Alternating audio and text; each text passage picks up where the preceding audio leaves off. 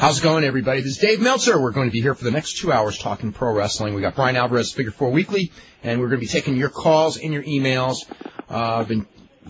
This weekend I've been talking to pretty much people on every side of this situation. If you've got any questions, I'll do my best to answer what's exactly going on with WCW. I guess Eric Bischoff is actually going to be on Nitro tonight via phone. I don't know what that means at all, but I guess we will find out. If they think it's going to make a difference in ratings, that ain't going to happen. But judging from the response I got, the buy rate for last night's show was not good. It's a good show, I thought. I don't know, Brian, what do you think of the show? I was like watching the show, and it was so depressing for so many reasons, which I'm sure we'll talk about today. But, the guys, they were working so damn hard. Even the announcers. I was sitting here watching listening. Not all of them. Well, for the most part. There were Lex Luger and Buff Bagwell. That does not count, because I don't even consider them wrestlers with the company at this point. But, yeah. Anyone who has ever cared in the past worked their ass off last night. And even I was sitting there watching Tony Schiavone and Scott Hudson, and I was going, Tony Schiavone, he's doing a hell of a job. This is a guy who's been in this company forever, and he's got to know that, this is it. What is Tony Schiavone going to do? He's not going to replace Jerry Lawler. He wants to get a job with the WWF. I'm sure he does, and I'm sure that's why he was trying so damn hard. But in the back of his mind, he has to know that, what are the chances really? And everyone worked hard, and even I guess Scott Steiner's back was so screwed up. And I guess that's why they kept him off Nitro and Thunder last week. But it was affecting his foot. He couldn't put weight on his foot. And I just heard a story today, and it was like, I'm watching this thing last night, and I couldn't even have, it was just like any other Scott Steiner match. So he got it looked like a typical Scott Steiner match, yeah. Yeah, I guess he was in just so much pain backstage, just back totally just gone out, and he went out there and worked and did a hell of a job, and everybody worked hard. And the most depressing thing was, here you got this Jason Jett coming out here. Nobody knows him. Nobody cares. He works his ass off, and by the end of the match, the crowd's getting into this guy, and, he's one of those guys where you look at him and you go, if this company had some legs, this is a guy that, someday they could build around, and he might become something. He had O'Hare and Palumbo just squashing Luger and Bagwell. That's the stuff they should have done a long time ago. Oh, I know. It's stuff like, why did you guys do this the reason, Brian, just in case people don't know, that match was supposed to go 8 minutes, and Luger and Bagwell just laid down right away. Well. So, it was supposed to not be like that much of a squash. But at least it was, they did the young job, guys were supposed to go over. The young guys were supposed to go over, and then the older guys threw a tantrum. There was fear that they would not even come back for that match when they got the finish. Because in the afternoon, when they were going over the show and they were supposed to lose the match in 8 minutes, they were crying and complaining, and the way they left the building, there were people thinking that they weren't going to come back. And then when they came back, they went into business for themselves, lied down right away, and they wouldn't get out of the ring. And it was so unprofessional the way they did it too. It's like, you had Bagwell selling it like he'd been shot with a rifle, and he just lays there. And they go to 3 video packages, and they come back, and this guy's still in the ring, selling it. I can understand selling a finish and just laying there for a long time and having to be taken out, but he was selling it in such a way that he was turning into like a cartoon, and it really didn't do anything for Palumbo and O'Hare the way it was done, and they will, Well, that was the idea. Yeah, that was the Kevin Nash way of doing jobs. What are these guys going to do now? Hopefully, absolutely nothing. Those guys did not, I'll tell you what, if I was them, and Luger, for all the faults that Luger has, I won't say this about Bagwell at all, but for all the faults Luger has, he's been a pretty good businessman for almost his entire career, and this was not his smartest move of all, because Luger already has one major strike against him with Vince McMahon, and maybe he just figures there's no way he can go to Vince McMahon anyway, and he's trying to save himself because of the inevitable someone who starts something new, and Luger can be a part of it because he was, once a star. But God, if I'm starting something new, those guys are guys I wouldn't touch. Yeah, that's how I would look at it. Here it is, all these other guys, they won't put anyone over. They make, the right way. They made that one clear. They're hard to deal with. They don't work, I don't say don't work, Bagwell works decently hard. Luger doesn't work hard at all. And they got nothing to offer as far as name anymore.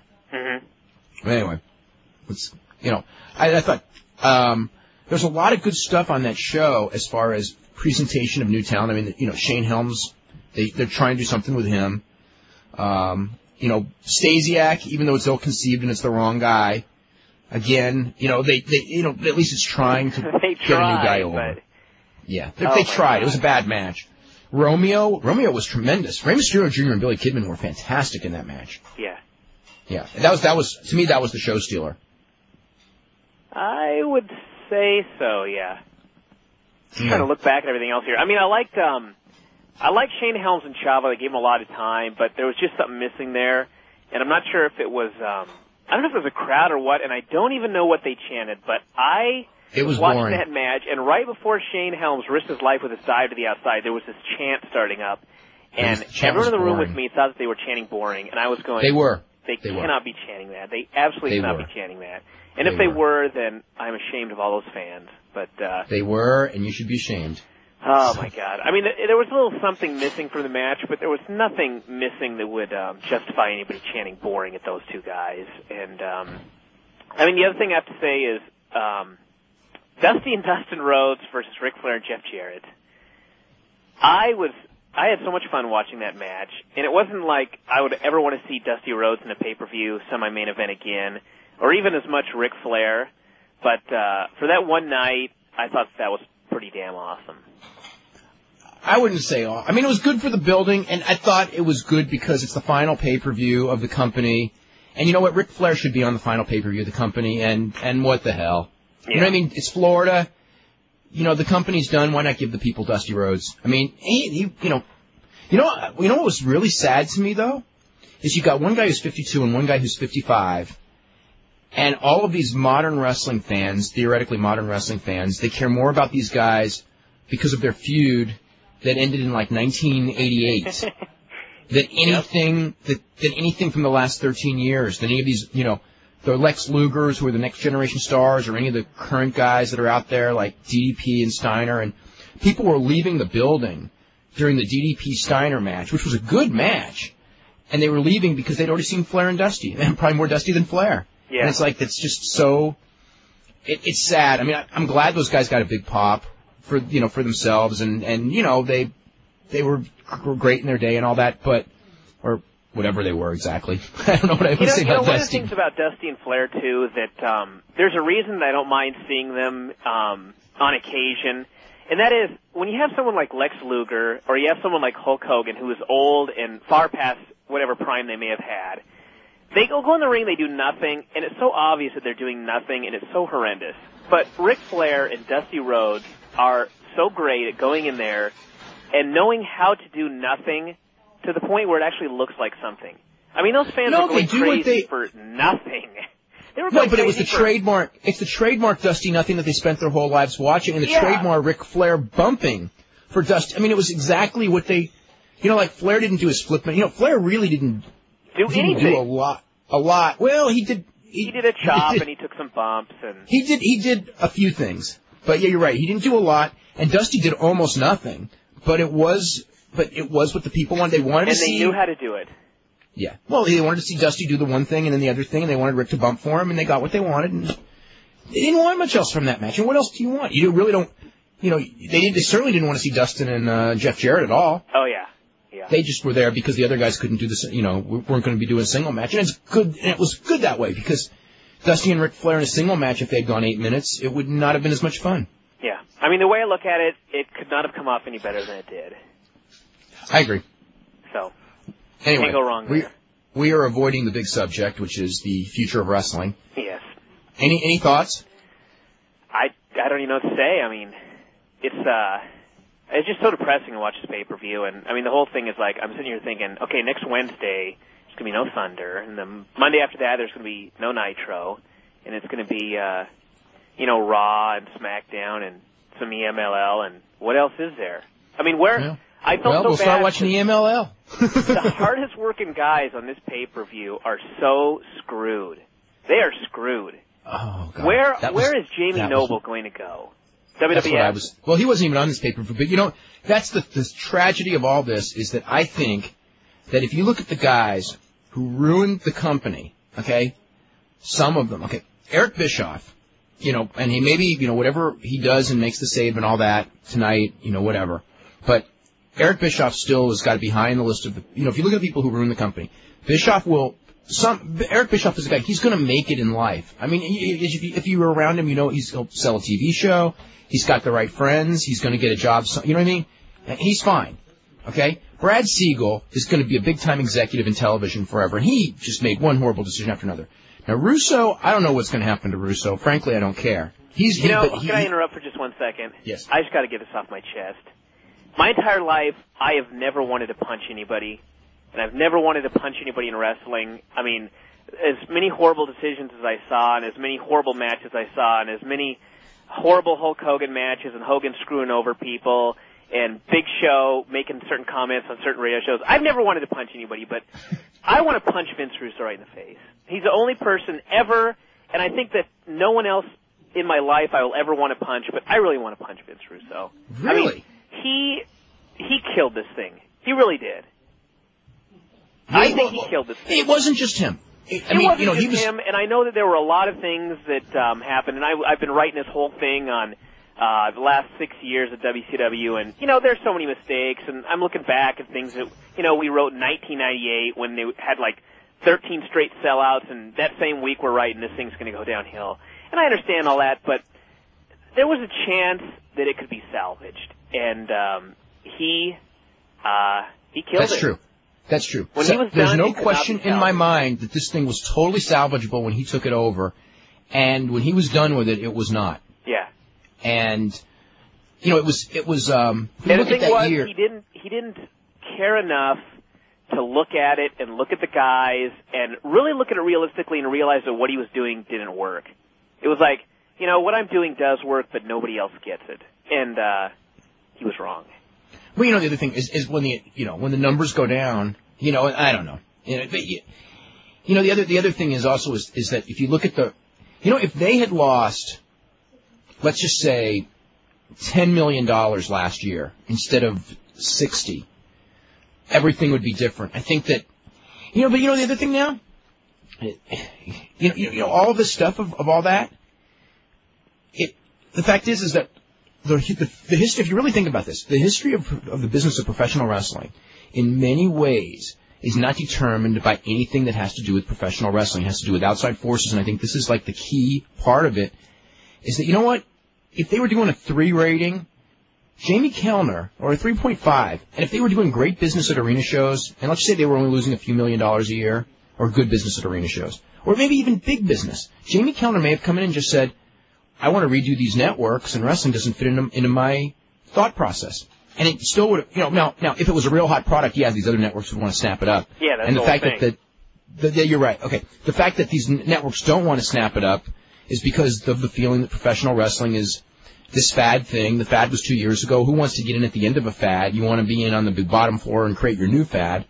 And, for all of the fact that we can cite that the ratings of professional wrestling were destroyed in the last year, and that even decently done wrestling on that station should be able to do a 2.5 to a 3, even though it's not, and it could be rebuilt. The fact is that you got a guy running the network now, all of the networks, all of Turner's networks, who's just not interested in it. And you've got a business community that's just going wrestling's the old fad. It's not the new fad, so why get in the wrestling business now? It's really... I think the whole thing is they see that it's the old fad because of where WCW has gone. Absolutely. I mean, if Raw were getting the ratings that we're getting right now, and Nitro was getting a 4, which it was getting, I might add, before Russo came in, it might be bought up by another network if Turner didn't want it. Fox might be willing to take a gamble. Other networks might. They might not have got rid of it all, but it's to the point now. I mean, the pay-per-view buy rates are so pathetic. No one's going to the shows. No one's watching the TV. That there's nothing. There's nothing left.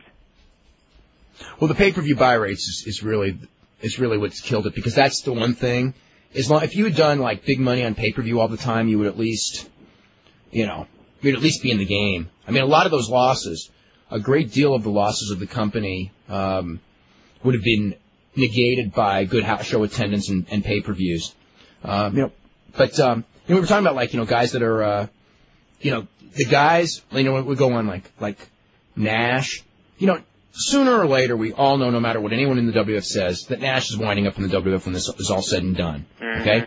And he's one of, the main guys. Now, Luger may be out of luck. But a lot of these guys that were the reasons that the company never progressed and didn't put over the younger guys, a lot of them, and even with Luger doesn't need to work ever again, I don't think. I think Luger's in pretty good shape financially. Yeah. So you've got all these guys. Sting, made his millions. And, whether he goes to Vince or not, he's in great shape financially. He doesn't have to go anywhere he doesn't want to go. Hulk Hogan doesn't have to go anywhere he doesn't want to go. He's never going to suffer for this. He's had his great career. And all of these young guys, if you talk about a Shannon Moore or a Shane Helms or Jamie Noble, probably, not Kazuyashi, not all of them, but probably most of them are screwed. Yeah. And it's just, it's what we could, and people that work behind the scenes, the ones that really cared about the business that unfortunately saw the booking go astray, they're screwed too. Yeah. So that's what happens when companies close, unfortunately. I'm just trying to think if there's anything else to add to all this. We can talk about WWF and Jerry Lawler. I mean, Vince McMahon does not hold a grudge, does he? Oh, no, of course not. Randy Hales wanted to bring Jerry Lawler back. Actually, he was pressured by WMC to bring Jerry Lawler back on Saturday. And Vince McMahon and WWF said, well, if you do that, we're pulling all our guys. And they did. Pulling all their guys from that particular show, or the deal's done? Oh, no, the deal's done. I mean, Memphis Championship Wrestling and Power Pro were separate things. So all of those guys are going to stay in Memphis and work for Memphis Championship, but they're not going to work anymore for Power Pro. And they're pulled from Randy Hales' television. And I mean, the thing with that is those guys, it's kind of like okay, great, they're going to screw Jerry Lawler, and in the process, these guys had an hour weekly television show to learn how to work live television, which is very important, especially if you're going to go to the WWF.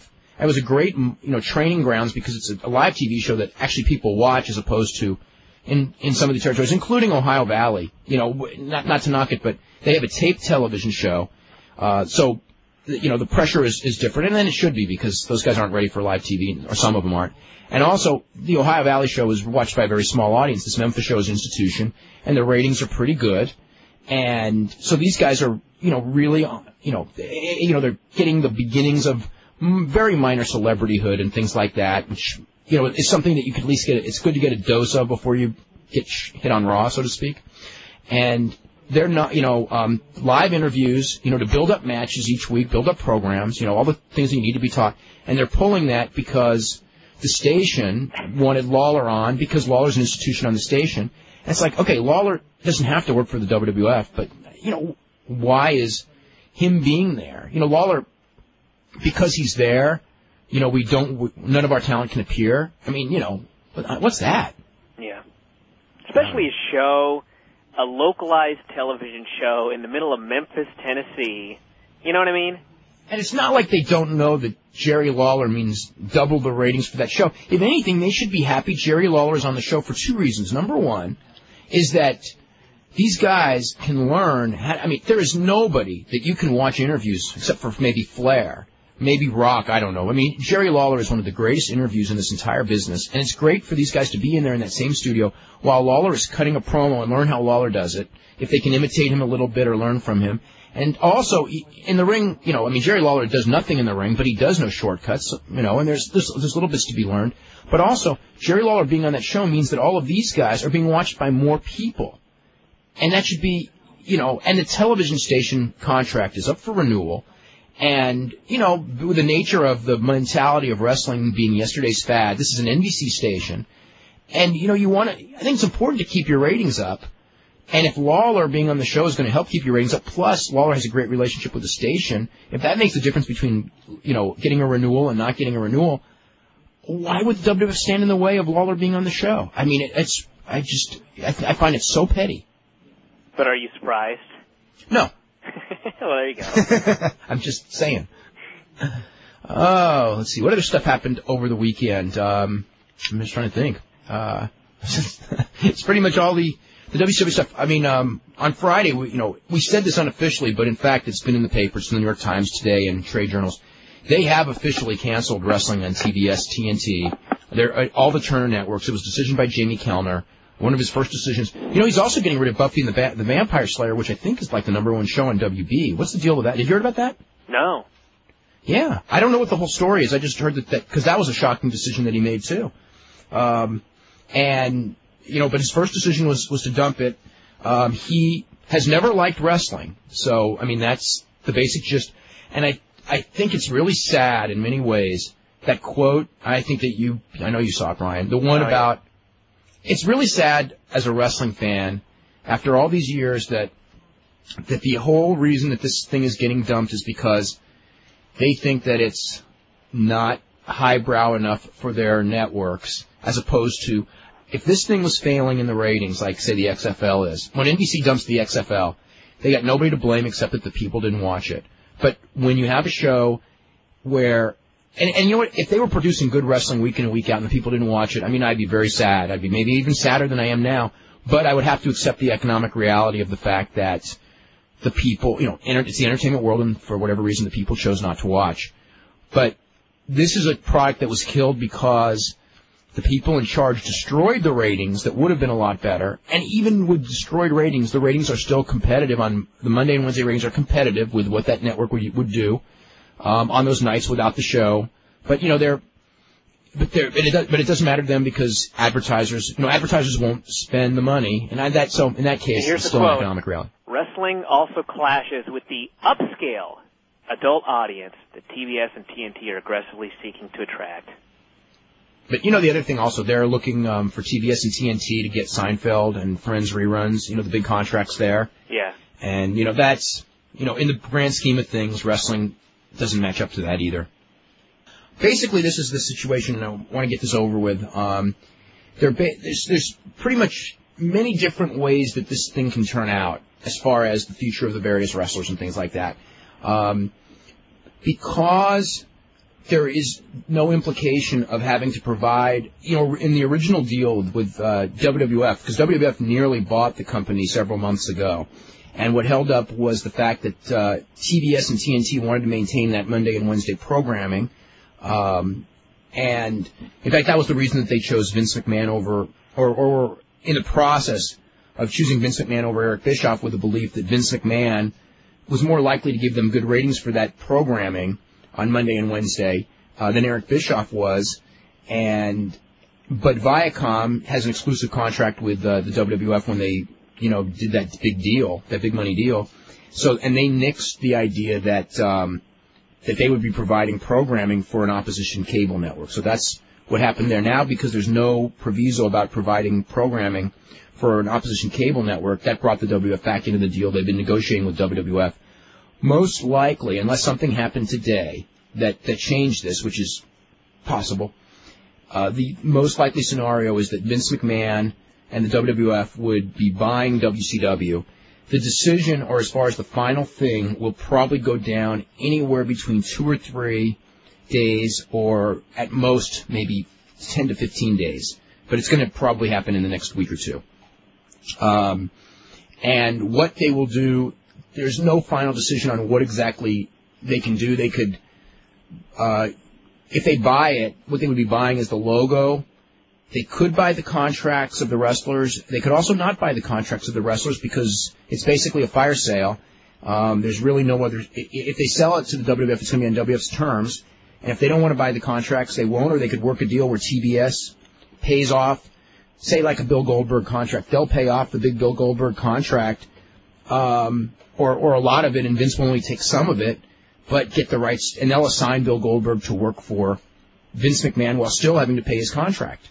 Or they could make some sort of a deal where they offer guys money to get out of their contracts to be free agents, and then Vince can negotiate with them individually. Vince could theoretically operate WCW as a separate entity to build for a promotion versus promotion thing and keep a lot of the guys. It is a possibility.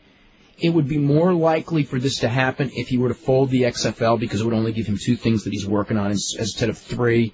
And from what everyone says, he's totally with no free time to do 3. He can't do 3. And logically, that would be the logical thing for him.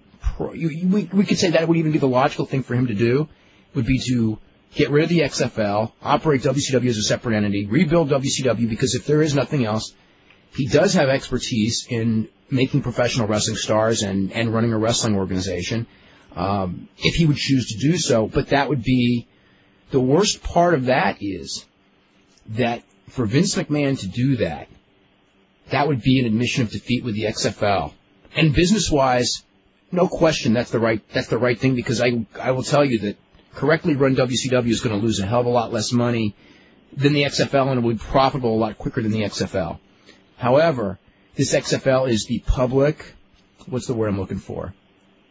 Brian, what am I trying to say? Mainstream. It's not mainstream. No. This is the defining moment to everyone but us wrestling fans of the life of Vince McMahon is this XFL. And unfortunately, because of how it's gone down, he may be regarded as a laughing stock, as this professional wrestling promoter who is a laughing stock, or something close to that, or certainly a unsavory individual, maybe. I don't know if that's the right word, but maybe I'm using the wrong words. But he will not be regarded highly outside of his little world if this thing fails, because it's become such a thing, and it's a personal thing to him. You could tell by his reactions to, and being so, his reactions to this. He does not want this to fail, and he may not give up very well. He's not going to give up easily. But you know what? I think Vince really has to sit down and think, okay, look, this thing, I mean, we don't have the final rating for Saturday yet, but the overnight was like 2. Okay, so, but the Fast National, which is pretty reflective of the National, is a 1.8. So that's probably where it's going to tune up. Okay, so probably a 1.8. And which breaks the all-time record by half a point. I mean, the thing will absolutely not survive. And if it does, all it's going to do is he's just going to bleed money every year that he keeps the thing alive. And I think he's going to have to come to the conclusion that eventually, probably sooner than later, he's going to have to close this thing down, and he might as well do it now and make some money doing what he does best. Lose less money. Yeah, I mean, it's going to happen. I mean, it's not like he's at the point right now where maybe this thing could be successful, but maybe it won't. I mean, he's at the point now where I don't think that it can be salvaged. Okay, I can tell you. 1.8? Okay, I can tell you one thing, though.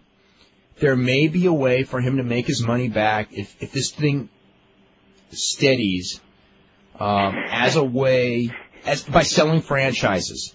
If he could sell the franchises, he may be able to make back a lot of that debt, because sports franchises usually go for pretty high prices. Again, the economics, and then you've got to build a little bit of prestige, because in a league with no prestige, why would you want to spend money to be in a league with no prestige that's losing money? Okay, now people will lose money on the NFL knowing that when they resell, they make their money back. If you know what I mean, it's a good investment. So he's got to build the prestige of the league up before he could offer it for sale and make and have like real life, major offers. Think of how much money will be bled from this XFL with him waiting for it to get any prestige whatsoever. It's not like something that's going to happen by the end of the season. No, that's going to take a couple of years. Yeah, and a couple of years, the ratings may be down to nothing. $60 million or whatever he's going to end up losing a year if this thing continues at this rate. Well, and the other thing, too, is I will say one thing is guaranteed. It will not be on primetime in NBC next year. Mm-hmm. I mean, that much is, it may be on Saturday afternoon on NBC. It may be where it will flop. Or it may be on CNBC on Saturday night where it will really flop. But, so I mean, there's that big thing they got, which is that primetime network. I mean, the value of that's going to be out the window. And it will not be on primetime in UPN next season either, because those numbers are actually worse than NBC's. Yeah. I mean, I just think that Vince needs to look at it as like, okay, I'm losing way too much money from this, and if I don't do something to salvage this second wrestling company, and it's just, my one WWF monopoly, my wrestling business is going to start hurting as well. And then, then what? He's going to have lost his XFL, his mainstream legacy. He's going to be losing, or at least hurting, his wrestling business, and he's going to be up a creek. Well, he's right now he's a long way from being up a creek because the wrestling's doing so well. But you know what? And so he may not go. So was WCW. You're absolutely right. Okay, but they are not going to make the same mistakes WCW made. However, you never know about new mistakes if they're the only game in town. and they could make new mistakes if they're not thinking right. And the other one also is that you never can count on the public. This is a very cyclical public. I mean, they may tire of Vince McMahon's version of wrestling. Yeah. You know what I mean? One of the scary things about wrestling switching from simulated sports and not, I've been thinking back about all this. Who is to say? What's funny is like with Bischoff. Okay, Bischoff was one of the people who did help kill the company. Who is to say in 1993? I remember how bad it was.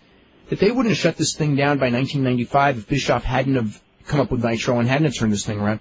Maybe Bischoff gave it 4 more years than it ever would have got. I don't know. Every other owner was certainly going nowhere with it. Maybe if it was owners where they were losing $2, $3, $5, $6 million, $10 million a year, running low-budget wrestling, who knows? I mean, if Turner hadn't done the AOL merger and Turner still had power himself, the thing wouldn't have been shut down probably. Well, the losses this year are so big that maybe it would have. But there's so many different things. And again, with McMahon for the future, you just don't know that like a television show. It has a certain show, a sport, like say the NBA. The NBA may be on television for a long, long time and theoretically may exist forever. It's been around for like 50 years. Okay, the NFL's been around for 75 years. Baseball's been around for over 100 years. Boxing's been around forever. Sports last a long time. Television shows don't. Yeah. And that's the difference. And when you become a variety television show, you get 5-7 years out of a variety television show. That's considered, great. 10 years is considered, very few shows in history go 10 years. And when you become Monday Night Football, great, of course, has been an institution, but that's a sport again. But, you become this variety television show with characters. Sooner or later people get tired of the characters grow up or whatever, and what I mean? The way to look at it is, if you look at like soap operas, those things can be around much longer. Some last for they phase new characters in and get rid of old characters, and it's not like you've got like a core of people, like for instance MASH. What, are you going to kill all the people, the main characters in MASH, and bring in new characters and keep the show going? Well, the thing with soaps, some soaps do last a long time, but some soaps don't. Yeah. So, anyway, let me get to this really quick. Poll question. How would you rate the decision to cancel wrestling on the Turner networks? A, the biggest story in the history of wrestling. B, the biggest story in the last 30 years. C, one of the biggest stories. D, a big story but not among the biggest. Poll for the weekend. What best describes your thoughts of where wrestling will be in 1 year? WF is going to be the only game in town. 35%. Which is actually, well, we have two that kind of, anyway, we'll talk about this. B, someone will buy WCW and make a go of it. 17%. C, someone will open up a new major company, and make it work, 13%. UFC or mixed martial arts will become a real player, 6%. That is very low. Especially since UFC may be number 2 in like 8 days at this rate. It's a very weak number 2, I will say that. It's terribly weak right now. And then D, many will try, but ultimately they will all fail, 29%. There will be people. There is no question. There will be plenty of startup attempts. There will be a lot of startups in the next couple of years. But, again, you're going to need strong national cable behind it. And a lot of money. And a lot of money to survive the beginning. I mean, again, I talked about the roller derby thing before, and it just keeps hitting me. What happened there when this exact same thing happened. And it was like, roller derby was a very, very popular thing that had been around for years and years and years. It had ups and downs and everything. And, when that thing went down, I mean, I've seen every single year practically for the first 7-8 years, somebody tried to start it up, and they always failed. And then after that, there were startups tried every 3 or 4 years, 5 years, and they all failed. And, and then we even had this last one. And, but ultimately, nobody has succeeded at it since the thing went down. It's been 27 years. And nobody probably ever will. Yeah.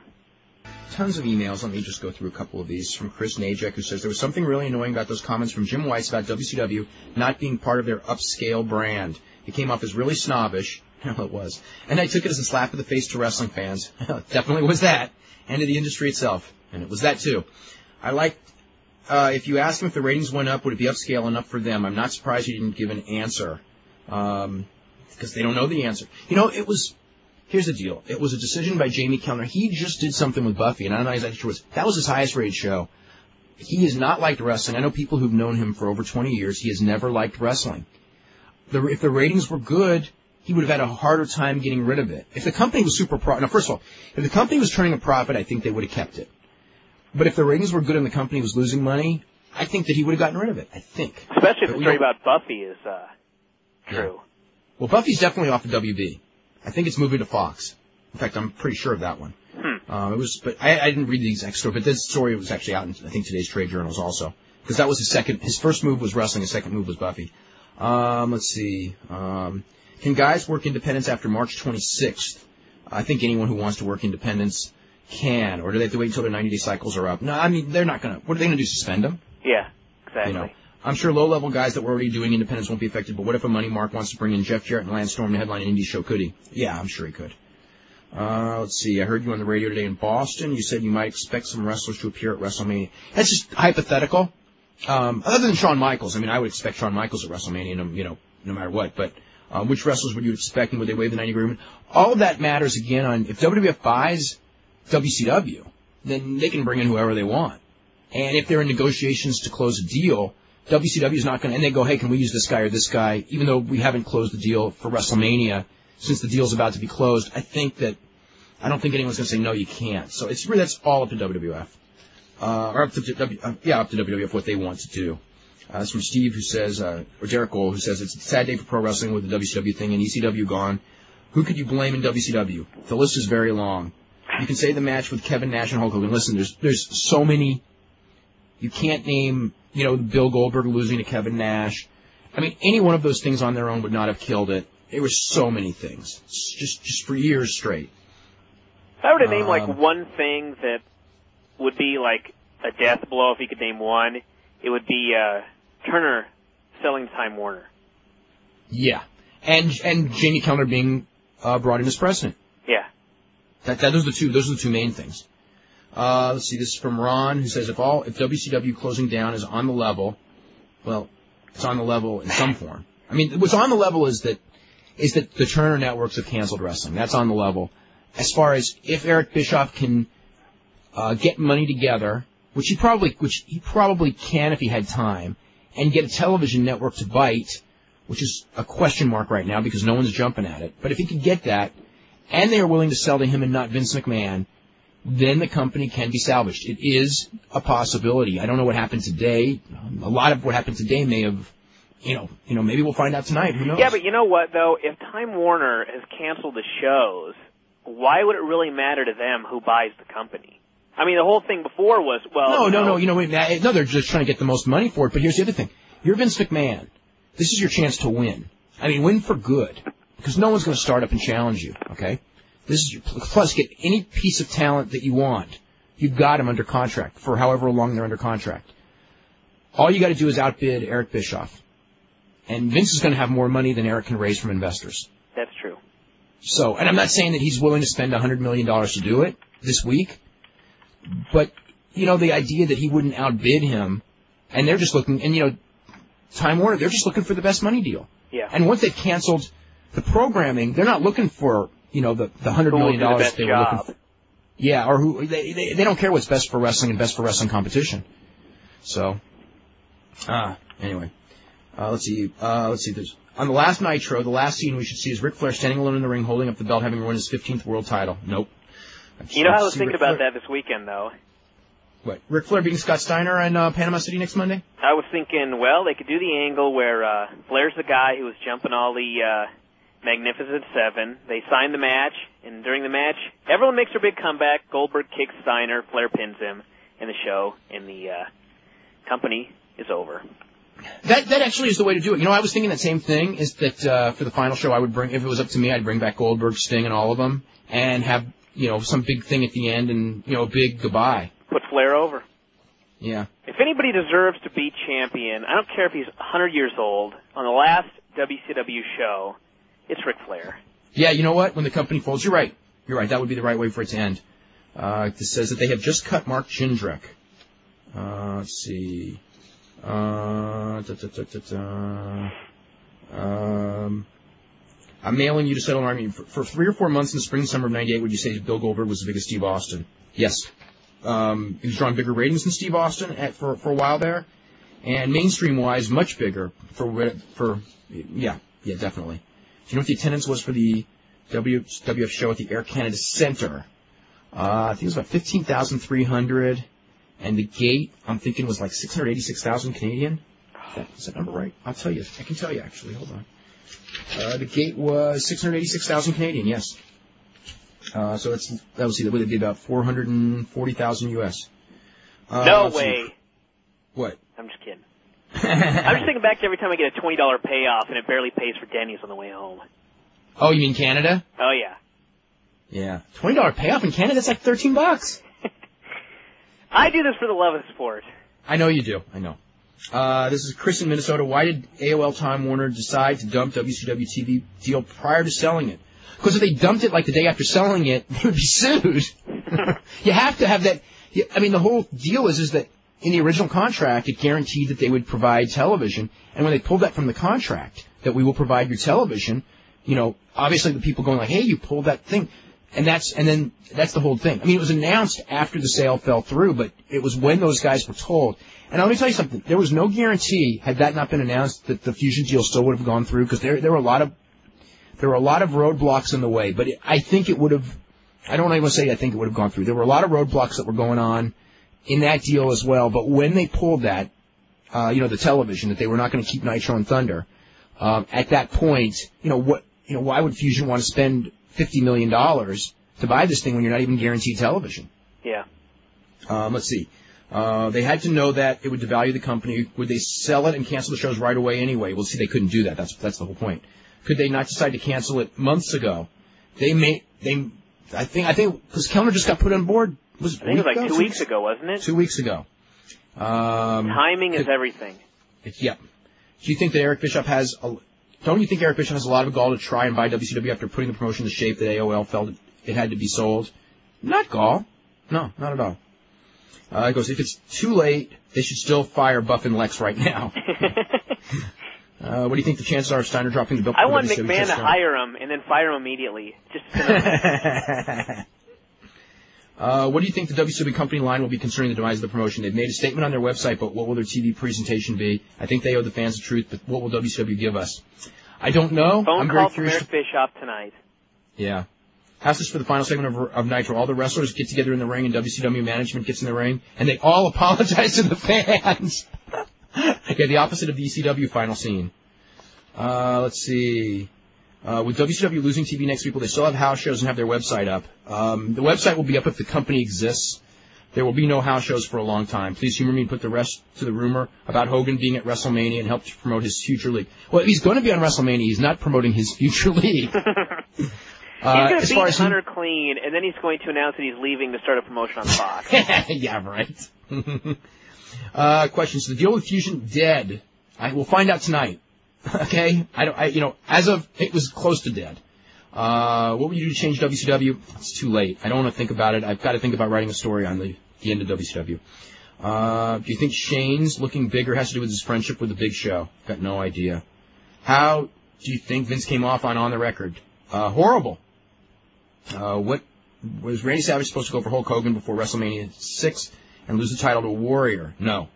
Let's see. There are reports going around the net that Eric Bischoff will be on Nitro Tonight live by phone. Why would he do it if the deal didn't go through? I don't know. We'll find out tonight. Last night on The Law, you sounded very depressed and down. Because I was. We all are. How is the ending of ECW and WCW affecting you personally and your business side? Right now, it hasn't affected my business whatsoever. How it will, I don't even want to predict. I don't think it's going to be good, that's for sure. As far as personally, I was more depressed last night for the guys. I know a lot of those guys there, and some of them are very good friends of mine, and they're all going to be out of work, or most of them, and I was very depressed about that. Let's see. The Flair Dusty match returned me to my childhood. It was great. Nobody got hurt. The violence was fake and fun, and the good guy won, and everybody was happy. They should have turned the lights off after that match. Yeah, the last match was good too, though. I just thought of this. Christopher Daniels and Michael Modest are screwed again. Yeah, I thought about that one with Modest a while ago. Let's see. According to TNT's website, movies are going to be shown starting Monday, April 2nd. Okay. When is Bischoff scheduled to meet with Fox? He may have already met with them today. If WCW, okay, let me see what else. We'll start going to phone calls. Let's go to Mark in Connecticut. You're first up. Gentlemen, how are we doing this afternoon? Hey. I could be doing a lot better, actually. That's true. Hey, as I was finishing up Friday night talking to you guys, there was one major point that I forgot to bring up, and I think it affects somewhat the mentality of the possibility of another network picking up the show. It's the fact that, we are looking at a writer's strike in June, and very good point. Normally, I would say that the startup costs now with wrestling would be so much more than they would have been 10 years ago, because 10 years ago it was one of the cheapest forms of programming going. But I think TBS and TNT are being a little short-sighted because, let's face it, the mother of all Major League Baseball stoppages is coming October 31st when that labor agreement expires. And that's the other thing that nobody, that is something. The Braves. I am so surprised because they have so much programming tied up in the Braves. The Braves provide quite a lot of programming. I mean, it's just so funny that WCW was a loss leader for so long that, I mean, I guess that once the ratings fell below a 2 and the losses, how do you lose $60 million? I mean, I was just trying to say bad management. The other thing is too, but they, a lot of this was Russo and creative. How much money did they spend on props? Dave and Brian, here's my point, okay?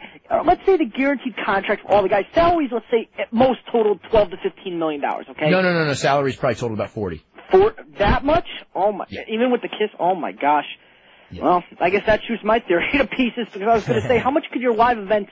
I mean, $200,000 per live telecast, and you are getting at least $1,000 paid. So maybe if you're only losing $50,000 a live telecast times 52, that only would have been $4 or $5 million. I mean, it was just until I didn't think the contracts were so much a disproportion of that loss.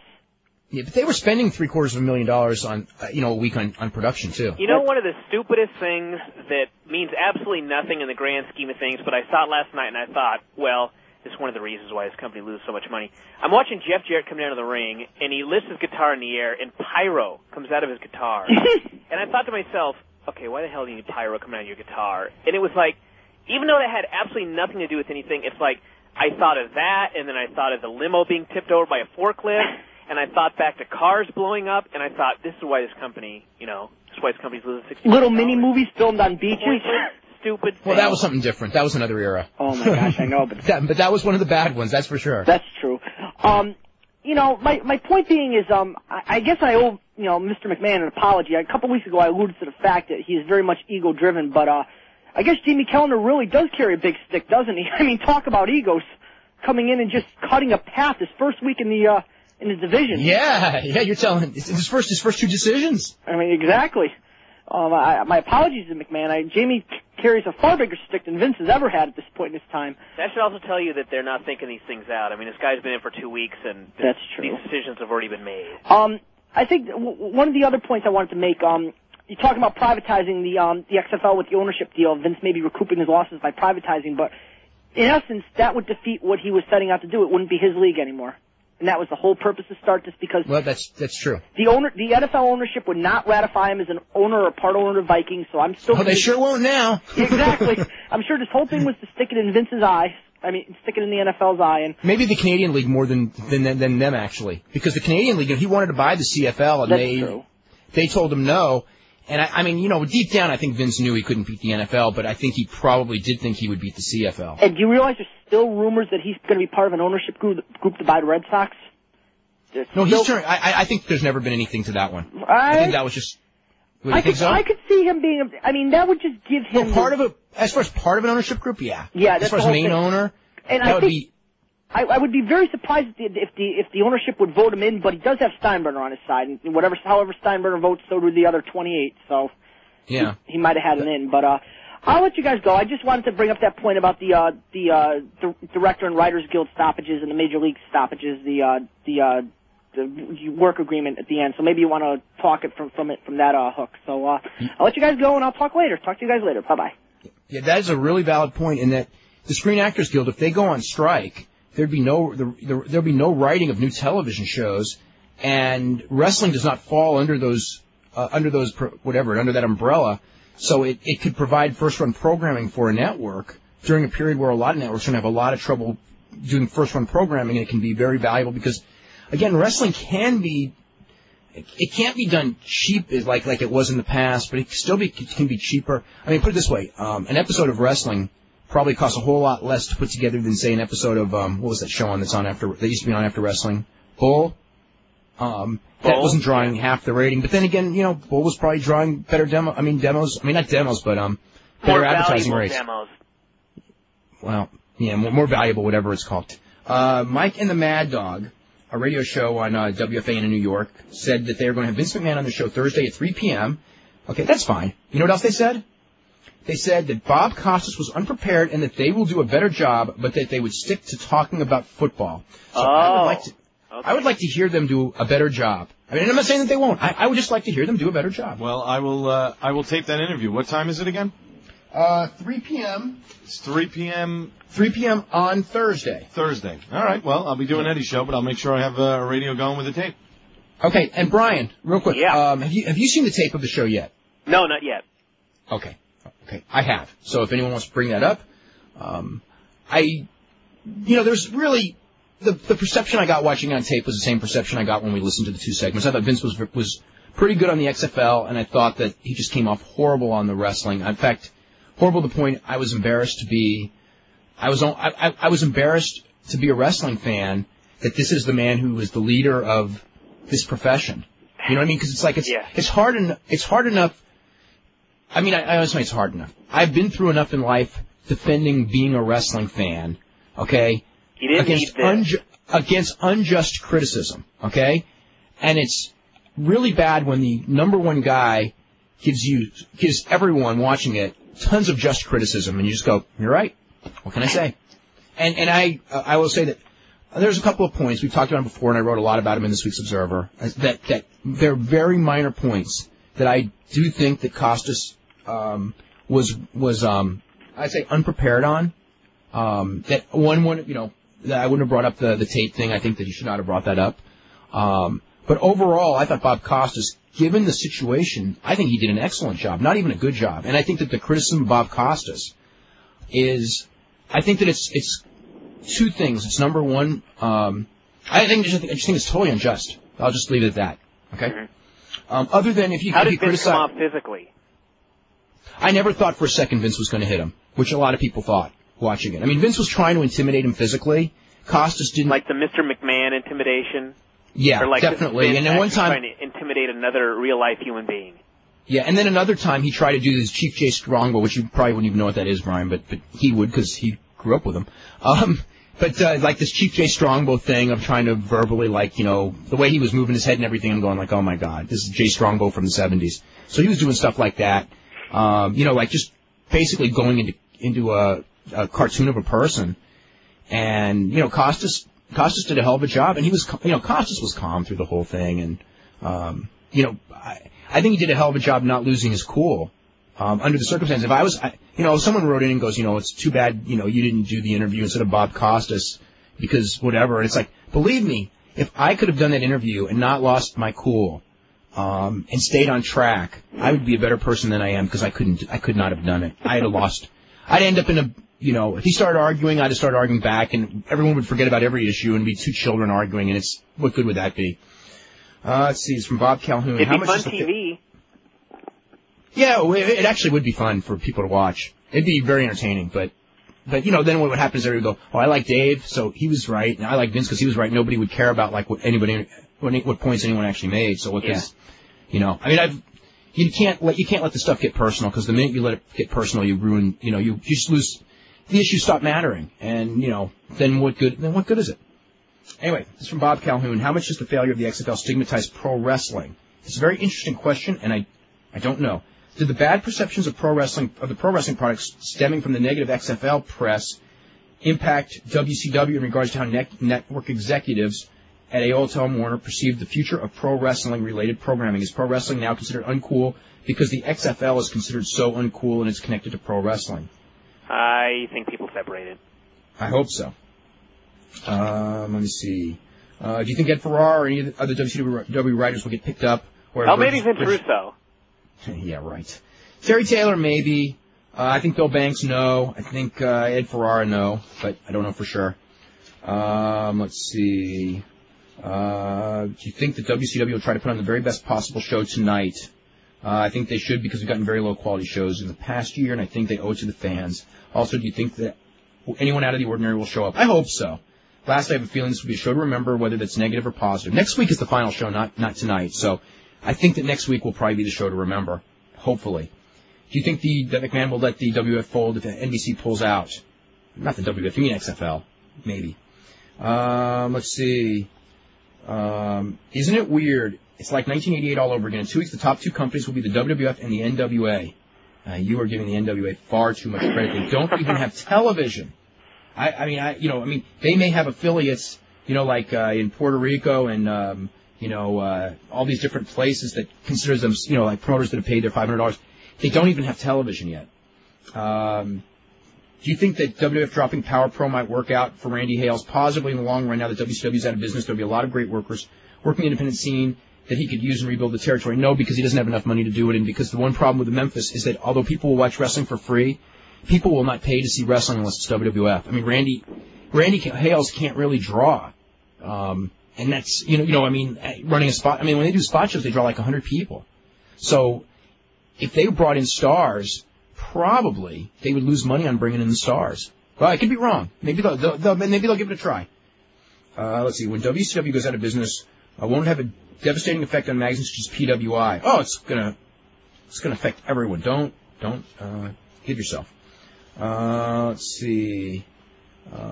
It's so sad because a federation with so much history can be destroyed because of a dumbass like Vince Russo. It was not just Vince Russo, and he may not be, whatever. He may not even be the number one reason, although he is one of the biggest reasons. There's no question of that either. Jamie Kellner says wrestling's not upscale enough. I wonder if they'll continue to do guys who like movies and movie lounge. Those are really upscale things. Hey, look, we can argue that one all the time, but it doesn't matter because he's made his decision, and he didn't like wrestling 20 years ago, and he was the guy put in charge. Let's see. Here we go. Claiming WB Network chief Jamie Kellner had insulted his show, creator Josh Whedon says he's ready to move Buffy the Vampire Slayer to a different network. It makes me angry to see the show belittled, Whedon told the Daily News. For Jamie Kellner to call it a teen show and dismiss his own product angers me. It doesn't breed love. Tension erupted earlier this year when Whedon and Buffy producers at 20th Century Fox asked WB to pay $2 million per episode, doubling the current cost. WB execs said they would go up to $1.6 million, but no higher, claiming that's all they could pay without losing money on the show. The resulting impasse said producers hunting out for other homes for Buffy and star Sarah Michelle Gellar, including Fox, a corporate sibling of 20th Century. So that's, I guess, what the deal is. Basically, on a part of that, Dave, basically Sarah Michelle Gellar is saying she won't go to any network but the WB to do the show. So she's basically saying either it stays on the WB or she's leaving. So she leaves, the show is gone. Wow. But Kellner says it's not our number one show. It's not a show like ER that stands above the pack. Let's see. During its 5 years, Buffy's earned a loyal fan base, appealing mainly to viewers in their 20s. Whedon said it also spawns... 30s. I'm a big fan of the show, too. Yeah.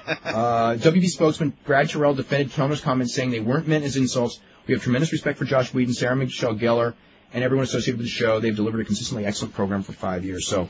The problem though with the WB though is, if I'm not mistaken, I believe they own the rights to Angel, which follows directly after Buffy's show, and it's the character that was introduced on Buffy the Vampire Slayer. So if they lose Buffy, they're losing their lead-in to their 9:00 show. Because if I'm not mistaken, I believe the WB owns Angel, but they don't own Buffy. Fox owns Buffy. So it's to me it sounds like it's in the WB's best interest to keep it if they can. Because then you've got Buffy, and then you have Fox's other big show on Tuesday night at 9:00 is Dark Angel with Jessica Alba. So if you have the two of them on Fox, it's going to crush whatever WB is playing on a Tuesday night if they lose Buffy. Okay, this is stuff that I don't know because I never get to watch television on Tuesday nights or television at all, unfortunately. While Vince has a tremendous ego and hates to fail, I think he's proven he's more of a businessman and bottom line guy. He's all about money and power. Losing millions doesn't set well with him. Well, we will find out about that one if they renew the XFL or if they change it up. Well, I'll tell you what, if they do redo it next year, it will be totally changed. I mean, I'm sure of that. How is this WCW closing story any larger than Vince McMahon steroid trial? I think it's much larger, don't you? Well, something's actually happening here. I mean, if Vince had been sent to prison, and someone else had to take over or something like that, it would have been bigger, but it's not like the WWF died and it left just one organization. Yeah. I mean, there's one company left in the U.S. that's going to be, running everything. Yeah, most likely, barring something unforeseen, which I guess we'll find out about tonight. What are the odds of Fox giving WCW a slot on one of their channels? Again,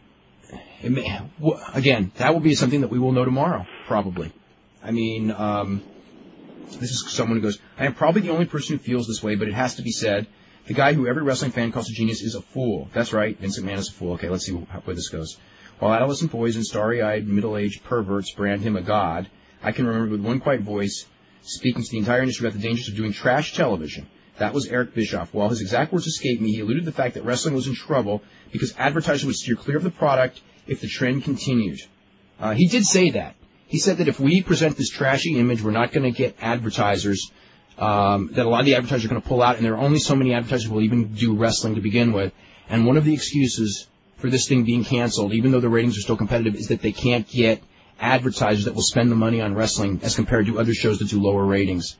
And there is truth. But that's always been the case. That's not just because Vince McMahon went this way in the last 3 or 4 years. Wrestling's always had that image, even, in the 70s. Okay, rather than heed the warnings, Vince McMahon consumed with a passion to win the war, cut off his nose to spite his face. TBS and TNT proved that when they released a statement about not wanting wrestling on their station because it wasn't in line with their upscale programming, Vince McMahon has turned wrestling's image to mud. I can't blame Vince for that one because that stuff was going to happen whether Vince did it or not. Okay. Did you say it's a done deal with Vince buying WCW or just a chance it could happen? It's most likely going to happen unless something has changed greatly in the last day. It has not happened yet. Let me go back to some of the calls. Let's go to Terry in North Carolina. Terry, what's up? Hello, how you doing, Dave? I'm doing all right. Okay, it's been a long time.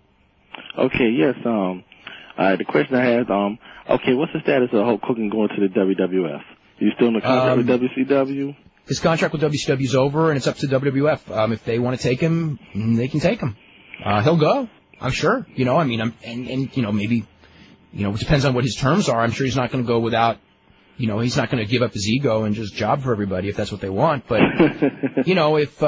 if they can work out a deal, yeah, he can go. Anyone can go now. Pretty much, WCW's going to, again, I shouldn't say anything yet, but, Vince can get almost anyone he wants. Yeah, didn't you say something about that if they buy WCW, the contract going to be separate from the business itself? What do you mean? As far as if they buy WCW, that doesn't include the contracts in there, or will it include the contracts? It all depends. That is something that still needs to be fully negotiated. Vince is not going to pay, and he doesn't have to, the contracts of these guys because it upsets his salary structure. So he will not do that. So they will have to work something out. I mean, it really makes no sense for Vince to buy the contracts because he doesn't need to tie these guys up right now. No. Because what are they going to do? There's nowhere to go. Where are they going to go? Yeah. Yeah, I'm going to tell you who I think McMahon can make out a star, Big Papa Pump. If he wants to, he can make anyone a star. But yeah, you're right. He could if he wanted to. I don't know that he would want to. You got to remember about Scott Steiner. He's got a real bad back. We were just talking about it earlier in the show. And the WWF schedule is 200 days a year, not one show a week. And Scott Steiner's almost 39 years old. So. And he's got plenty of money. So. I mean, the whole thing is going to be, if this guy, it's not like Scott Steiner needs to wrestle right now. They're going to tell him, look, if you want to be on top, we're going to need you on these house shows. You're going to have to do 4 days a week, pay-per-views and TV. And if he can't do it, he won't. Physically, the thing is, physically, I don't know that he'll be able to last on that kind of a schedule. And in the WWF, the other thing is, you have to work. They don't want lazy guys out there. Mm-hmm. They don't have to have lazy guys. They can get anyone they want in this business. They only got however many spots, 40, 50, 60 spots, whatever it's going to be, probably closer to 40 on the active roster that are going on the road. They don't need to be spending big money for someone who's lazy because there's so many hungry guys out there that aren't lazy that they could put in that same spot. Long-term Scott Steiner, I think that they'll give him a chance if he wants to go, but he may not do as well as people think because of that. Because physically he can't. It's nothing against him. Yeah. Okay, yeah. Why you say Russo? McMahon will probably pick up Russo. I would. You never say never, but I would say Never. That one's. Probably never. Yeah. Yeah, because it felt like he did a lot of Russo did a good job when he was there, even though McMahon did nick him. Russo did a good job in the ratings, but I think the company was better in the long run without him. I think that as far as, what Russo did, he'd gone as far as he could go, and it was going to burn out anyway. And it was good that they got back to a better product without him. I think that gave him more legs for the long run, even though, the ratings are not what they were, but it's a different business now than it was 2 years ago as well. Okay, yeah, and I agree with y'all, too, getting rid of Buff Bagwell and Lex Luger. I did pretty much like that squash last night. Well, they just thought about that a long time ago. It was their best match ever. No, it wasn't, though, because they didn't do their purpose. They didn't get those guys over again, even though they put them over. They put them over in a way to not get them over. Same thing. Oh, so a squash match doesn't necessarily put the wrestlers over. Well, depends on how it's done. It would have, except the way. I think for television it probably put them over a little bit, but in the building I know it didn't, because those guys were just doing that clown act afterwards, and by the time it was over, nobody took anything seriously.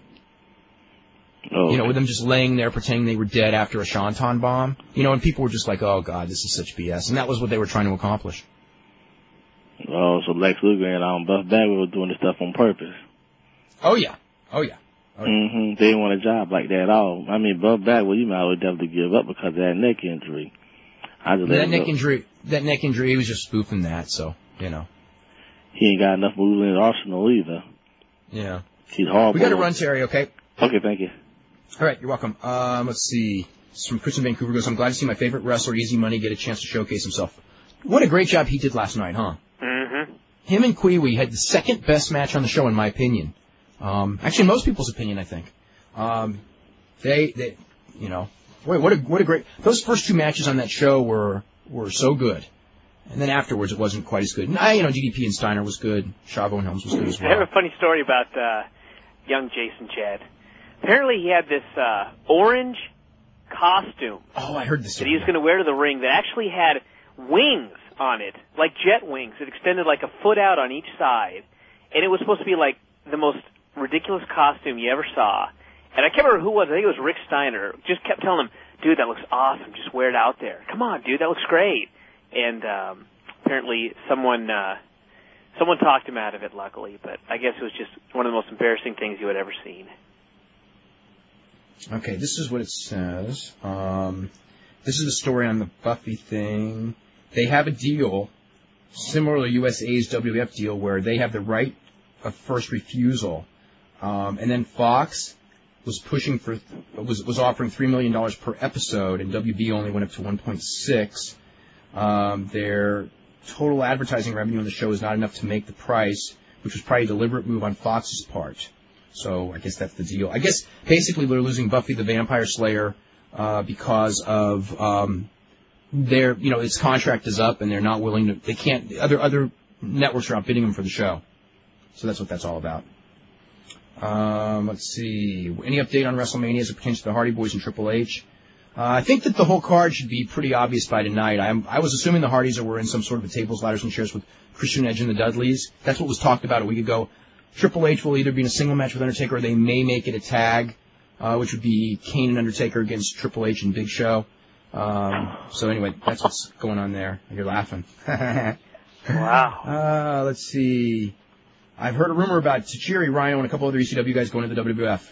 Tajiri, yes. Rhino, for sure. Rhino's already been working on some of the shows and dark matches and at the arenas. Tajiri has not started working there yet. If WWF purchases WCW, would they acquire its historical library of shows and pay-per-views in their vault? Yes. And what would they do with them? Nothing. Well, they don't do anything with their own Exactly. library. Yeah. Let's see. WCW should bring back Scott Hall for one show on the final show. He'll be back from Japan. They actually could do that. The fans want to see him. Well, it does allow them to finalize that angle. Hey, that's true. And it's in Panama City. It's not that far, and it's a big party, so he probably won't be the only one drunk on the air. You know what I mean? So, anyway, let's go to Brooks in Ontario. Brooks, what's going on? Not much. How you doing, guys? Hey. I'm doing pretty good. I just got a couple questions. Have you heard anything about WrestleMania's location next year? No, not for sure. Okay, and I've been reading on the internet they're going to do Shane and Jericho against Vince and Regal at WrestleMania. I think that may not be the case. I think it's going to be Jericho-Regal single. They may change that tonight, though. We'll see. Yeah. Well, Shane has a big announcement tonight, so we'll know. They may. I mean, it may be. It may be. I just know that last week Jericho and Regal were under the impression they were wrestling each other in a single. But, you know, things change on a daily basis, too. Yeah. Anything else on Bischoff on Nitro or Shawn on Raw tonight? I haven't heard anyone say anything about Shawn being on Raw tonight. I don't, you know, that doesn't mean it won't happen, but I actually asked about it yesterday, so I don't think he's going to be on. Bischoff is going to be on a phone conversation. I have no idea what it's about, so we'll wait and see. And what do you think WCW's Nitro rating is going to be next week, considering it's the last show? Depends on how they promote it. If they promote it as the last show, then the rating should be up a little bit. If they pretend, you know, it depends. You know, it depends on a lot depends on what's done today and how hard it's promoted in the last week and how much media play it gets. It doesn't get a lot of media play, and a lot of promotion. I mean, just the fact that people on the internet know, that won't make, you know, that'll give them maybe a 1/10 of a point or 2/10 of a point difference. I mean, again, we'll have to wait and see how it's pushed for the next week. It's going to be hard for it to be over about a 2.6, 2.7 anyway, though. You know, you just don't gain that much. Yeah, I can't see them getting a 3.0 or something like that. I don't think so, unless they. I mean, if it's in all the newspapers and stuff, this is the final episode, and you're going to see like Dusty Rhodes and Bill Goldberg and Hulk Hogan and all these guys on the show. Yeah, you know, they might be able to do a 3.0, but if it's not out there and people know about it more than just the internet, you know, it may be up a little bit, but I don't think that it's going to make a huge difference. You know, it'll be up though. Some better be. After you went off the wall last night, were you listening to that? Vander Linden guy about the new XCW, I think it's called, the new indie promotion? Mm-hmm. No. Oh, he's starting up in Ontario, might get some TV for indies, which we haven't seen in a very long time. Mm-hmm. So. Well, that's cool. All right, that's all. Okay. Yeah. Okay, thanks very much. Tons of emails, full bank of calls. So many emails. This is, like, unbelievable. If we don't get to yours, I really apologize. Anyway, this is a good one. Vince should hire Lex and make him wear yellow polka dots. Okay. Anything on the news of Jerry Jarrett and the announcement that Joe Pedicino made? Yeah, Joe Pedicino on his radio show yesterday, they had Bert Prentice on, Bert Prentice was on and said that Jerry Jarrett would have an announcement. Jerry Jarrett put together a proposal, I think we mentioned earlier in the show, to buy WCW. He had a group of investors. He was in the hunt along with Bischoff, along with Vince McMahon, along with World Wrestling Federation, Vince McMahon. And, they backed off, obviously, when the time slots were not included in the package.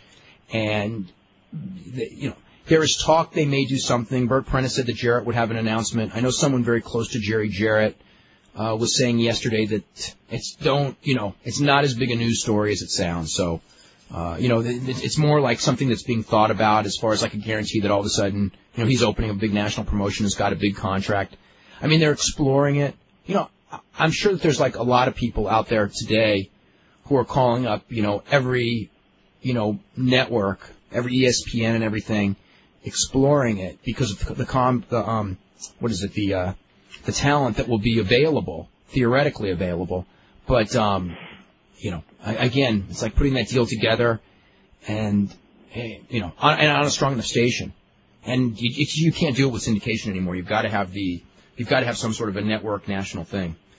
Let's see what else we got here. Do you think that Eric Bischoff or an outside writer like yourself or Brian will ever write a book on the backstage events of the Monday Night Wars, including the start of Nitro, the NWO, the rise of the WWF to where it is today? Sean Assail is working on that book right now. I don't know how good it will be, but he's been working on it. See, this is WWF Raw tonight. Hardys against the Dudleys for the tag team title. Big Show defends the hardcore title against Raven. Taz against Stevie Richards. Dean Malenko and Terry against Molly and Crash Holly. Shane McMahon makes an announcement. It's from Elliot to Goza. What are the chances of some of the mid-card guys like Kanyon and Kidman getting in the WWF? Kanyon, I think, has got a pretty decent chance. Kidman, again, it depends. If they want to operate as a separate company, I think Kidman's got a real good chance. If they just want to bring in a couple of guys, I think Kidman's chances then would be a lot less. Where you see Kaz Hayashi, again, if they're going to operate as a separate company, he may have a chance. If not, I presume that he'll probably wind up back in Japan or Mexico. That kind of goes for anyone who is small. Yeah. I mean, as far did you as, say Hogan will be at WrestleMania? No, I did not say that. Let's see. I was talking about the end of WCW with a friend, and we disagreed on whether or not Jeff Jarrett would find employment with the WWF. I assume the two are on good terms, considering Jeff worked No Mercy without a contract, albeit with a big payoff. Do you think Vince would hire him again? That'd be tough. Remember that Vince McMahon always gets the last laugh. And Jeff Jarrett held him up for like $180,000 or whatever it was. Yeah, right. Yeah, it was like, almost $200,000, yeah. And Vince McMahon is always going to remember that. And he will get his last laugh. I mean, if anybody's going to come in wearing yellow polka dots, it's going to be Lex Luger. It's Lex Luger. He walked out on the show with no notice. Remember that? Showed up on Nitro? I just don't, well, that's what I'm saying. I don't think they're going to take Luger back at all. But they may take Jarrett, but they'll humiliate him. Oh, if they take Jarrett, though, boy, he's going to be paying a price. Yeah. Let's see. If the sale goes through, what happens to the contracts of the wrestlers? Again, it depends on the nature of the sale. We've said that before. How do you know for certain that WCW is going to sell to Vince McMahon and not get another TV deal? I don't know for certain. That's just the most likely. We may know for certain in a day or two. Do you think Steiner will drop the belt? He should on the last show. They should have a babyface win the belt on the last show. But I don't know. What do you think about Ric Flair pinning him with one finger? I think that'd be horrible. Yeah.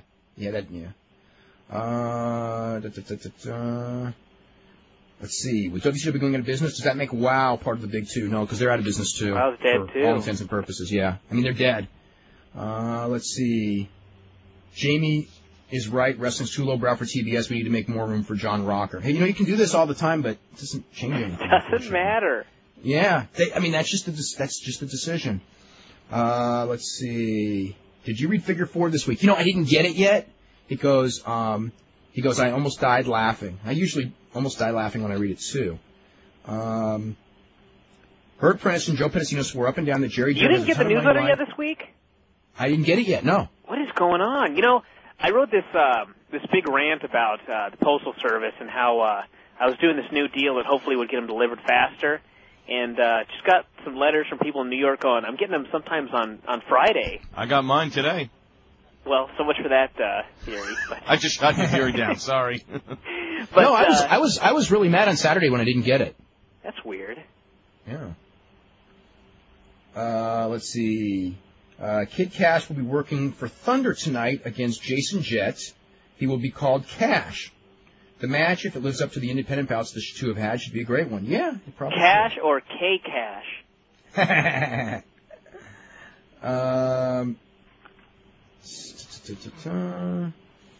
Let's see what we have here. Let's see. I would also like to say I didn't think Bob Costas came off unprepared, but I didn't think Vince came off bad. Of course, there were a couple of uneasy parts, but I thought Vince made some good points. My question is, do you think this will affect the ratings in any way? Well, I guess we saw Saturday. The ratings of the XFL were down 0.6. It appears to be 0.6 of a point. Next year, Vince can start the season of the XFL by saying last year was just a dream. Is it me or is it Kurt Angle's moonsault amazing? Amazing. Yes, it absolutely is. Let's go to John in Florida. John, what's going on? Dave, how you doing?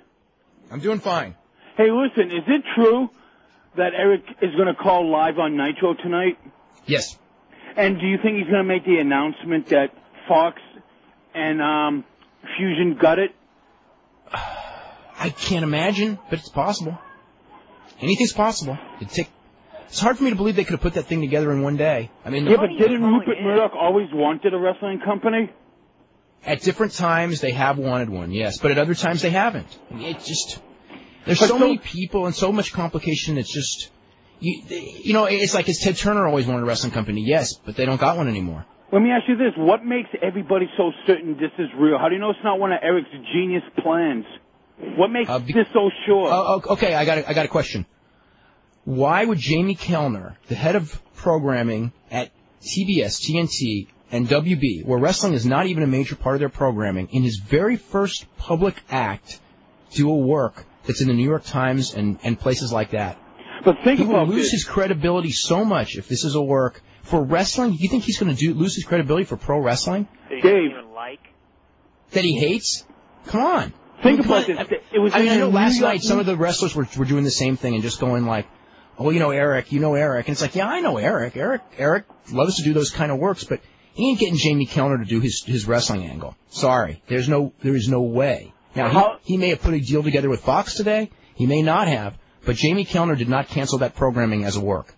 How what are they going to say now here? Damn, I forgot. Oh, how are they going to announce that next week it's the last show? If it is the last show, are they going to say something tonight? We'll find out tonight. I don't know how they're going to handle it. I was shocked. Yeah, I don't know. They certainly.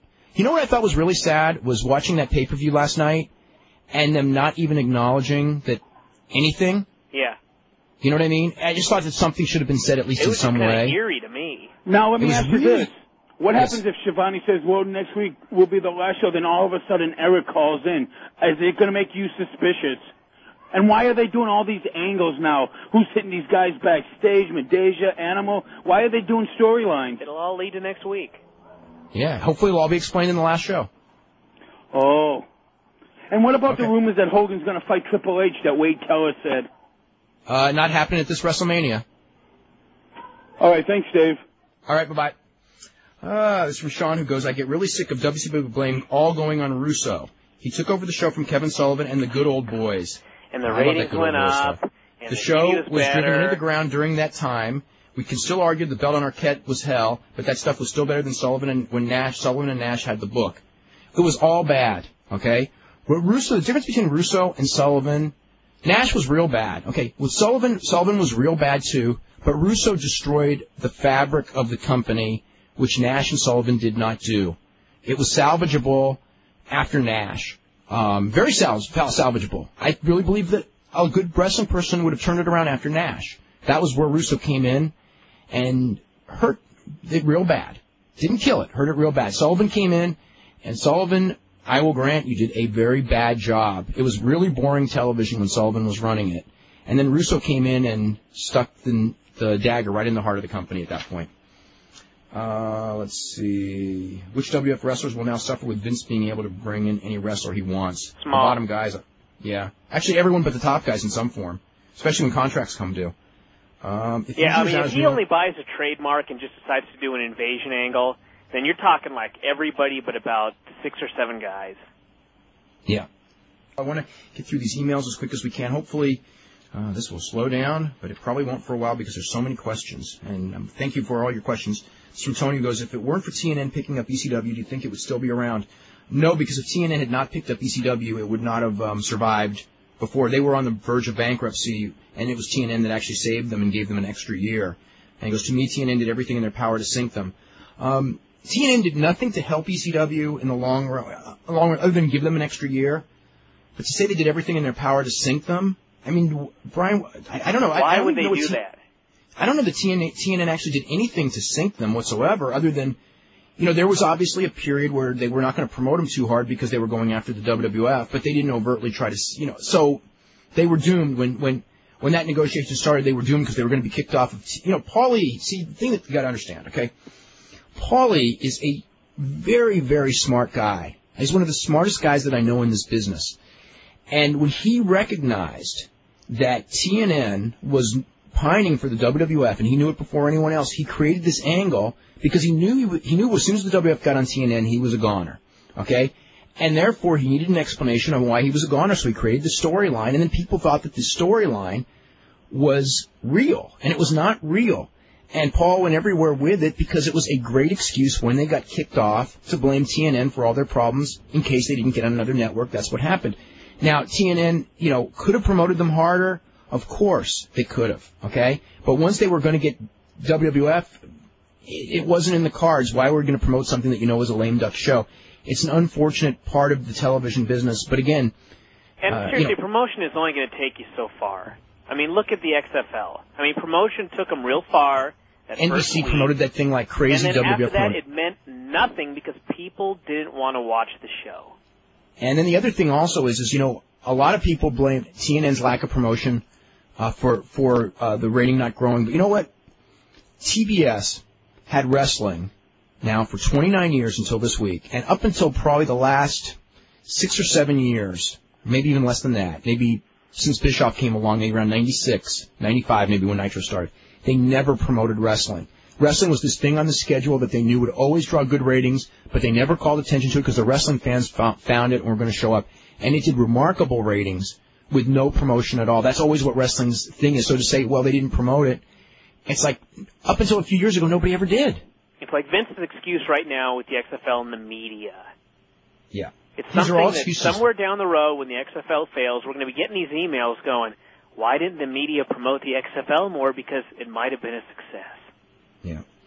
It goes to the failure of the XFL, I feel, only locks Vince into wrestling and maybe Ultimate Fighting. I'll tell you what, I don't see Vince going into Ultimate Fighting.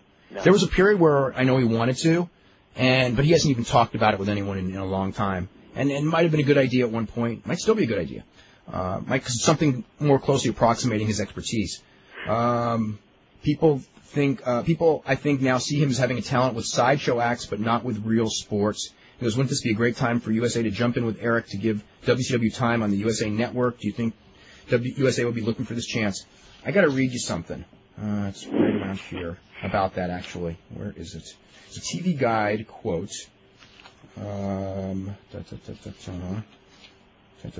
This is a TV Guide quote by Barry Diller, the head of USA Network, about wrestling fans. Quote, that audience of 12 to 19-year-old pimply-faced, mean-spirited males came, watched, and went on to whatever god-awful other pursuits after the show was over.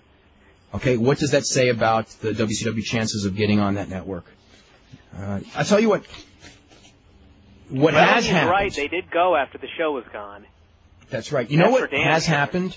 I want to tell you something. What has happened, you know, that scene, and maybe a lot of people who are wrestling fans don't understand this, is that when people in the general public hear and see that Trish Stratus thing last night, and see not Vince, but the crowd, a lot of networks will look at that and go, I don't care what kind of ratings that is. We don't want that crap on the air, and who cares about that audience? I mean, that's really what happens. And we are all paying for that right now because nobody I don't say nobody because somebody may touch it, but the top guys like USA Network that made money on wrestling for years and years and years, they won't touch this thing. Turner, who made money on wrestling for years and years and years, they don't, it's not a ratings thing why this thing's getting dropped. It's because people see that audience when they watch on TV and their behavior and think that they're what they are. They get a perception of what they are. It may be unfair, but that's what's killed wrestling this week, is that perception. It's not the ratings. The ratings aren't that bad that would have killed it. It's the perception of what wrestling fans are. It's probably really unfair, but unfortunately, the behavior of a lot of them, God, it's just so sad. Because it's the minority, probably like that. Let's go to PJ in Phoenix. PJ, what's going on? What's going on, Dave? I got a question and a comment. Okay. Is it true that Scott Hall will be wrestling John Tenta in his wrestling promotion down in Florida? I believe so. I believe he's wrestling for John Tenta. I'm not sure if it's against John Tenta or not. I think it's John Tenta in the main event with the wrestling school on the line. Is versus Scott Hall? Oh, really? Okay, well, then for sure. And is it true that the Outsiders might reunite at that promotion down in Florida? They're saying Nash will be there, so. Yeah, that's possible then. Really? And when did Hogan's contract run out with WCW? I think it was last week. Actually, not even last week. I shouldn't say that. I think it was like 2 or 3 days ago. I thought it was year 2002. No, I think it was March 15th, 2001 was the date I had heard. All right, thanks. And WCW sucks. Well, you don't have to say it after next Monday. This is from John Molinaro, who goes, I interviewed the Hardys on Saturday at the off-the-record tapings. They said they were going to be doing a tables, ladders, and chairs match at WrestleMania with the Dudleys and Edge and Christian. So, and then Angle said he would like to face Benoit. Well, I think we haven't mentioned it. Angle is going to face Benoit. I think that one's a given now. I got to say something, by the way. They sent me the Kurt Angle is True video, and I watched the whole thing. And Kurt Angle is so awesome. I mean, they had so much footage from just like the very beginning. I mean, his first match, his debut, the promos that he cut back then. I mean, obviously not as good as they are now, but I mean, from day one, I can't see how anybody could have seen this guy and not gone, this guy's going to be huge. He is so great. Wow. The one thing about the video, though, was, and he talked about this in his press conference or conference call or whatever he goes, I thought it would be fun because normally when they do these videos, they talk to the people out of character. He goes, I thought it would be fun to be in character during this entire video. So he doesn't break character or anything like that. And I think that for like 95% of WWF wrestlers, it would be so annoying. But he is so funny, and he's such a good actor that it's actually entertaining. So, there you go. See, Will. A lot of questions on, like, will WCW bring guys back? Again, I don't know of anyone. It says Juventud Guerrera. I would think that that's not even in their thought process. No. Bret Hart has retired. Hulk Hogan, I don't know. They should do a Four Horsemen reunion. That's not going to happen either. Is it possible that Eric Bischoff might try to convince New Japan to buy? The problem, again, it's not the idea he can't get the money. It's like if New Japan buys and they have no TV, what's the point of that? Yeah, what do they have? You got, I mean, and if he can get the TV, I'm not saying he can't, but he's got to do it like in a day. I mean, or in 2 or 3 days, and it's going to be tough. I mean, maybe he'll go on TV tonight and say, "Oh, I got the TV," but if he did, that'd be quite a coup if he did. I'll put it that way. Let's go to Steve in New York. Steve, what's going on? How you doing? Hey. I'm doing really good. I just wanted to address the fact that I think that Angle's the push that he's getting now is going to be bad for his career in the long run. Because it seems to me that he's getting Ken Shamrock's gimmick and push, and that didn't work for him very well. And Ken Shamrock, though. He's a lot better than Ken Shamrock, though. Oh no, he's a lot better than Ken Shamrock. It's just that the reason I think that Ken didn't get over was because they never let him beat anyone big or snap anyone's leg with his ankle lock, and we haven't seen Angle do that with the ankle lock, and I don't really see any of those top guys letting him do that. And when you have a submission as your finisher, if someone doesn't lay down for it and sell it really well, then it's not going to get over, and subsequently you're not going to get over. If the top guys at some point, they did have, one of the things to try to get that thing over last week is they had Rock tap for it, even though it was in the ropes. But you're right, if people don't, when you come to the point where he puts that ankle lock on a top guy and nobody reacts, which did happen at one point when Benoit with a crossface for a while, they better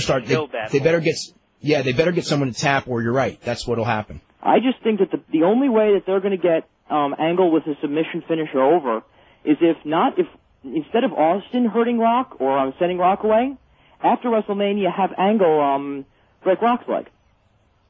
He's got to go away anyway. I think that they can't do that because everyone knows Rock's doing the movie, and they don't want to do that kind of an angle. They may. But I don't. I just sense that they think everyone knows, so why even do it? And plus, I don't know how much TV Rock's ever going to miss. He may not be there every week for TV, and he won't be doing house shows for, a while. But I know that they want him on every pay-per-view. If you can fall off a crane in a car and only sustain cuts and bruises, I think you can come back for every pay-per-view with a broken leg. They could have him wrestle with a cast on his leg. It's really great. They can always go back to that. Hunter's tough. Last week, when you had Luthez on, I thought the show was okay, except for the fact that someone called and mentioned Shawn Michaels, and he said that he thought that Shawn Michaels was the best ever. I'm not the biggest Shawn Michaels fan of all, but I recognize that he was a great wrestler and he's a great showman. And I really didn't like Thez looking down at him and asking that snotty question, well, was he ever a real legit wrestler? And you were like, no, he was just a really great showman and he's like, well, he couldn't wrestle a real match or he couldn't fight a real match. And I didn't really like Thez saying that, especially when, it's fixed. I mean, do you think that no one knows? Yeah, unfortunately for Lou, what has become his gimmick is the idea of, I was a real wrestler, you know what I mean? Mm-hmm. That's like his calling card. And Lou Thez was a real wrestler, but the bottom line is that it was still worked pro wrestling that he excelled at and that he was a star in. And it's worked differently now than it was in his day, but it still worked. It's kind of like... It was that weird question when we asked him about, you made that list of wrestlers and you didn't put Ric Flair on the list, and he just goes, well, Ric Flair did some amateur, but that was it. And then that was it. He just brushed it off. Yeah, but he put other guys on the list, like Gorgeous George.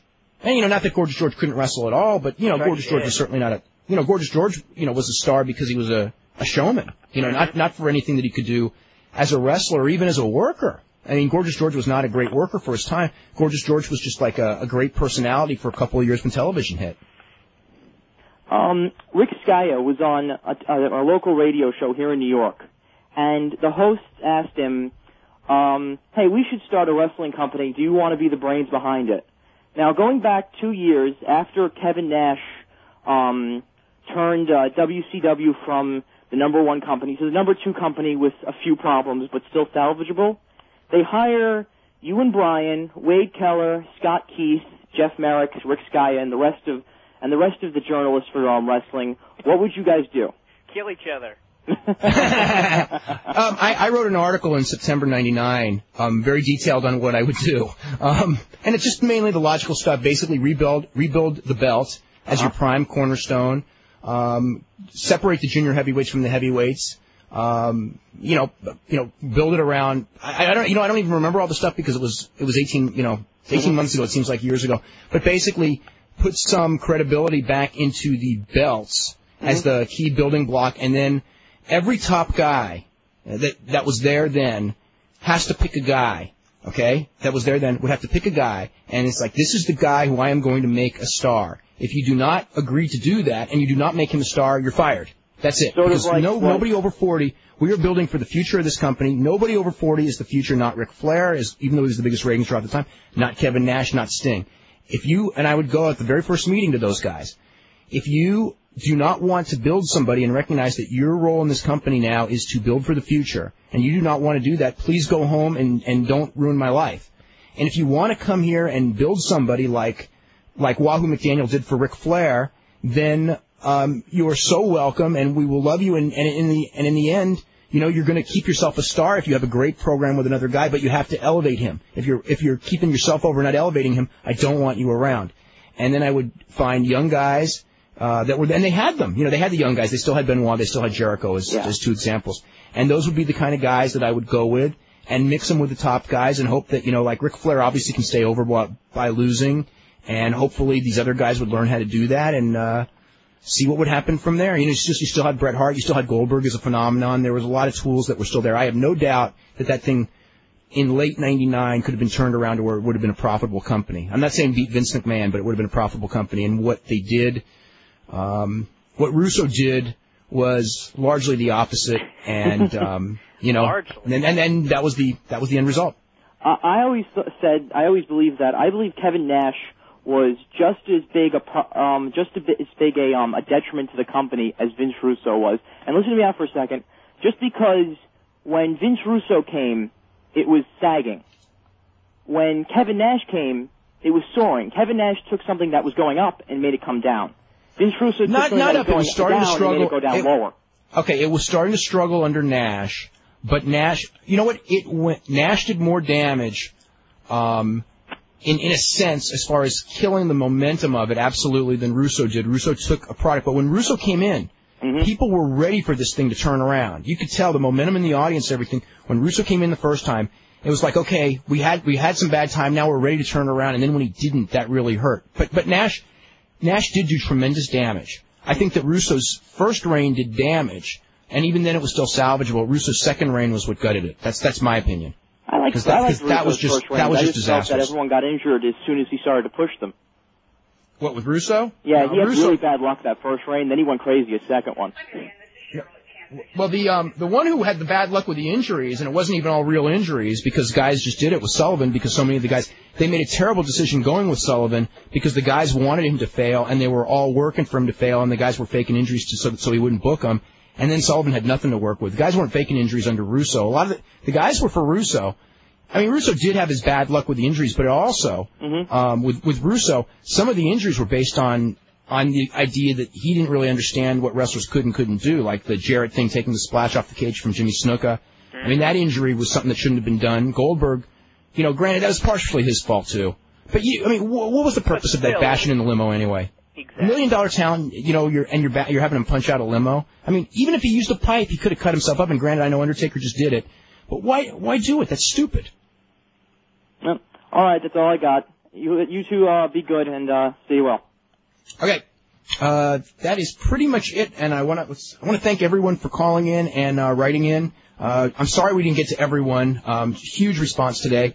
Tonight we will see on Nitro exactly what is happening and talk about Raw. We'll be here tomorrow at 5 to sort all of this out.